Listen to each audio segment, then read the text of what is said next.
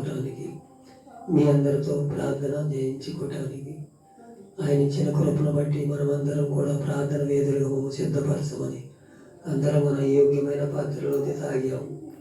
రేపు జరగబోయే ఆరాధనలన్నీ జయకరంగా జరిగించాలని దేవుడు నిన్ను నన్ను ఒక సిద్ధపాటు కలిగి నడిపించమని ప్రార్థన చేద్దాం. అందరం కూడా సిద్ధపాటు కలిగి రేపు జరగబోయే ఆరాధనలన్నిటిలో నడిపించాలని మనం అందరం ఈరోజు సిద్ధపడి రేపు ఆరాధనలో పాల్గొనే కృపను మనకు దయచేయాలని ఈ రాత్రికాల సమయంలో మీ అందరినీ కోరుకుంటున్నాను.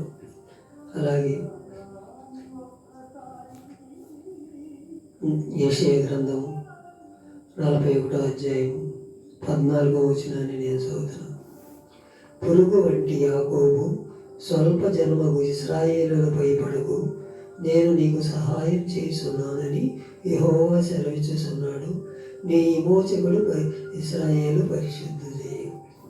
నిన్ను విమోచిస్తానికి ఇశ్రాయేలు పరిశుద్ధ దేవుడు నిన్ను నన్ను విమోచించి మన జీవితాలు కట్టుకోవాలని, మనం ఏదైనా మార్గంలో నడిపించాలని కోరుకుంటున్నాడు. మనం అలాంటి స్థితిలో ఉండాలి. మనం అలాంటి స్థితిలో ఉంటే మెండైన దీవులను పొందుకుంటాం. నా విమోచకుడా,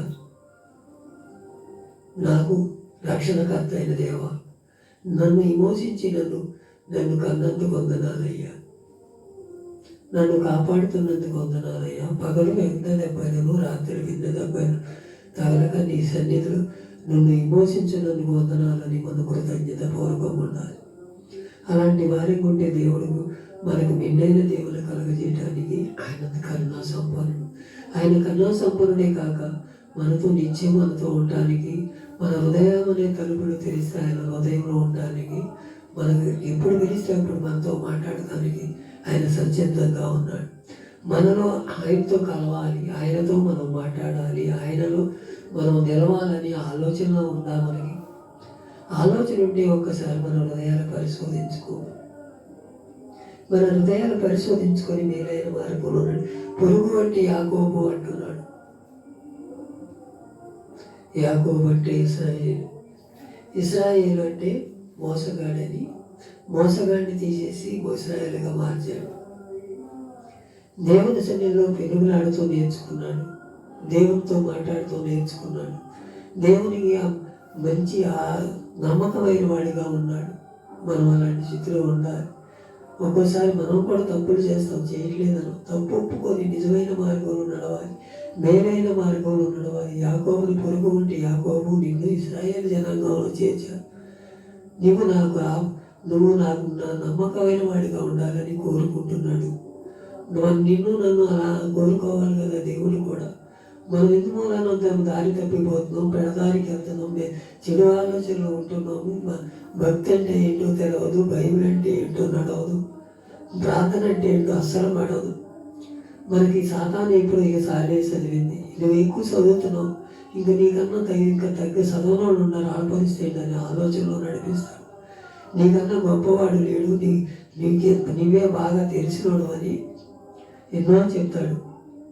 వాడి మాటలు మనం దాన్నే ఆలోచన చేస్తాం. కానీ దేవుడు ఏమంటున్నాడు? మీరు సముద్రంలో ఒక నీటి బొట్టు వంటినాడు, అంతా నాకే తెలుసు అని మీరు అనుకోవద్దు. మీరు ఎంత తగ్గించుకుని ఉంటే మీకు అంతతో నేను ఉంటానని ఆలోచన చెబుతున్నాడు. మనం అలాంటి వారికి ఉండాలని యెహోవా అని సెలవిస్తున్నాడు. మనకి ఏమని సెలవిస్తున్నాడు? యెహోవా నేను పురుగు అంటే యాకోబు, నేను నీకు సహాయం చేస్తానంటున్నాడు. మనం ఈ స్థితిలో ఉంటున్నాం. ఒక్కసారి మన హృదయాలు పరిశోధించుకుందాం ఈ రాత్రికాల సమయం. అలాగే 2వ పేతురు పత్రిక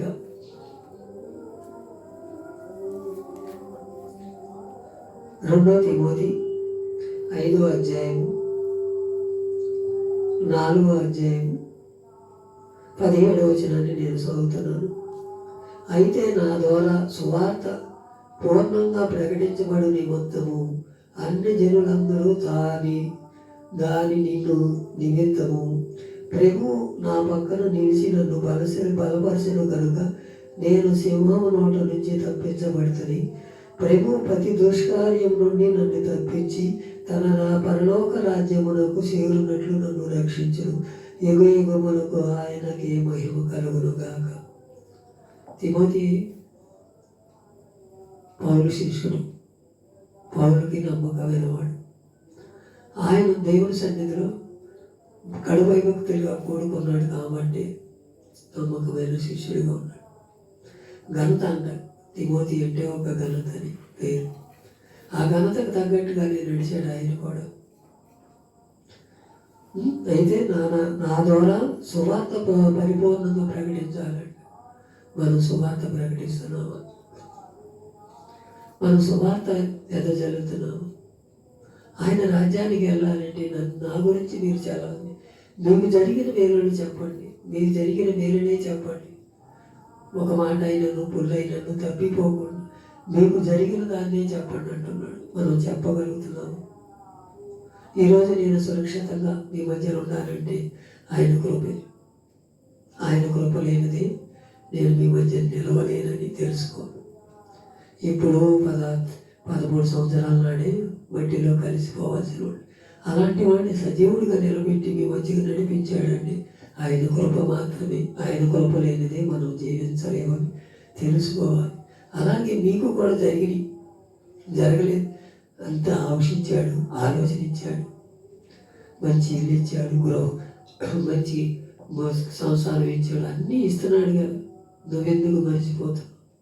నువ్వు మర్చిపోకూడదని ప్రభు చెబుతున్నాడు. ఆయన రక్షించడం యుగములకు ఆయనకే మహిమ కలుగునుగా అని చెప్పాలి. మనం అలా చెప్తున్నామా? నేను కొన్నా, నేను కట్టా, నేను చేశా, నేను నేను నేను అని ఊరేగుతున్నవే తప్ప ఆయన ఎప్పుడూ కూడా నా పక్కన నిలిచాడని మనం చెప్పుకోవట్లేదు. నేను నీ పక్కన నిలుస్తాను, నిన్ను నేను నడిపిస్తాను. పొరుగు వంటి యాకోబు నిన్ను నేను నడిపిస్తానంటున్నాడు. నీ పక్కన నిలిచి ఉండే దేవుడు, నా పక్కన నిలిచి ఉండే దేవుడు. మనకు చింతపడవలసిన అవసరం మనకు లేదు. నీ పక్కన నా పక్కన నిల్చొని మనతో నడిపిస్తున్న దేవుడు మనకు యుగములు ఆయనకే మహిమ కలుగునుగా అనే వాళ్ళకు ఉండాలని దేవుడు కోరుకుంటున్నాడు. అలాంటి స్థితిలో ఉంటే నన్ను కూడా ఆయన నిత్య రాజ్యంలో నడిపిస్తాడు. ఆయన తప్పించడానికి సమర్థుడు. ప్రభు ప్రతి దుష్కారి నుంచి తప్పించి పరలోకము రాజ్యమునకు చేరుటకు మేలైన మార్గం నడిపిస్తానని చెబుతున్నాడు. అలాంటి స్థితిలో ఉంటున్నాము. ఒక్కసారి మన హృదయాలు పరిశోధించుకుందాం. ఈ రాత్రికాల సమేత ఎంతమంది అయితే ఈ మాటలు వింటున్నారు? నా పక్కన నిలిచేవాడు, నా పక్కన నుంచునేవాడు, నన్ను జైబట్టి నడిపించేవాడు నాతో ఉండగా నాకు భయమేలాని మనం నిత్యము ధైర్యంగా ఉండేవాళ్ళం ఉండాలి. అలాంటి ధైర్యవంతులు ఉండి దేవుని పొందుకొని ముందుకు నడిచే కృప మనకు దయచేయాలని, యుగములు మహిమ ఆయనకే కలుగులుగా కానీ మనం చెప్పేవాళ్ళం ఉండాలని దేవుడు కోరుకుంటున్నాడు. గలతీ పత్రిక 1వ అధ్యాయము 4వ వచనాన్ని చదువుతున్నాను. మన తండ్రి అయిన దేవుని చిత్త ప్రకారం క్రీస్తు మనలను ప్రస్తుత దుష్టకాలంలో నుండి మోసించవలనని మన పాపముల నిమిత్తం తన్ను తాను అప్పగించును. దేవునికి యుగములు మహిమ కలుగును గాక. మన తండ్రి అయిన దేవుని చిత్తం ప్రకారమే ఈ లోకానికి వచ్చాడు. మానవులు నశించిపోతున్నారు.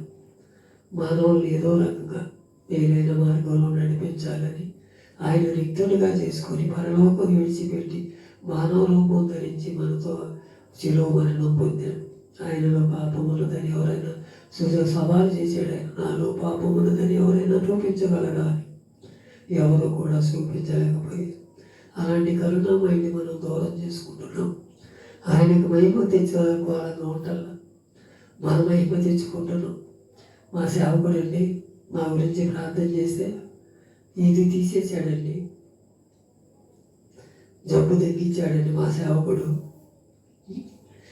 కొద్దిగా ప్రార్థన చేస్తే మా కుటుంబంలో సమస్యలన్నీ తీరిపోయినాయండి. దేవుని ఘనతెత్తలు దేవుడే నయం చేశాడని ఎవరూ చెప్పట్ల. సేవకుడు ప్రార్థన చేస్తే తగ్గిపోయింది. సేవకుడు అని ఊరేగుతున్నామండి, కానీ దేవుణ్ణి మనం ముందుకు తీసుకురాలి. అందుకే మన జీవితాలు ఇలా చిన్నభిన్నమై నాశనమైపోవడానికి కారణం. దేవుని మనం ఎప్పుడూ కూడా హెచ్చించేవాళ్ళు, మనం తగ్గించుకోవాలి. దేవుని రాజ్యానికి మనం వారసులమని.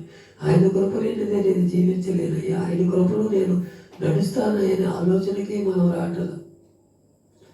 క్రీస్తు మనలో ప్రస్తుత దుష్ట కాలంలో నుండి విమోచించబడిన మన పాపముల నిమిత్తమే తను తాను అప్పగించుకునేటట్టు మన పాపాల నిమిత్తమే మన దోషాల నిమిత్తమే ఆయన శిలువ మరణం ఉంది.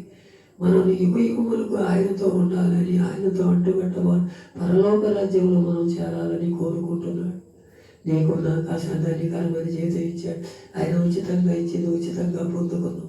మనం ఇతరులకు కూడా ఉచితంగా ఇచ్చేవారు ఉండాలని మేలైన మార్గంలో నడుతూ మంచి మార్గంలో నడుతూ పొరుగు వంటి యాకోబు నేను నిన్ను విమోచించి ఉన్నాను, నీకు యుగములు నీకు మహిమ కలుగులు కాకని నాతో ఉంటావాను. నన్ను యుగములు నాకే మహిమ తెచ్చేవాడు ఉంటావు, నీకే ఘనత తెచ్చుకుంటావు, అది నీ ఇష్టం, నీ చేతులు కొట్టుకులేడుతున్నానని మనల్ని కూడా అలాంటి స్థితిలో ఇచ్చి మేలైన మార్గంలో నడిచే కృపను దయచేవారు.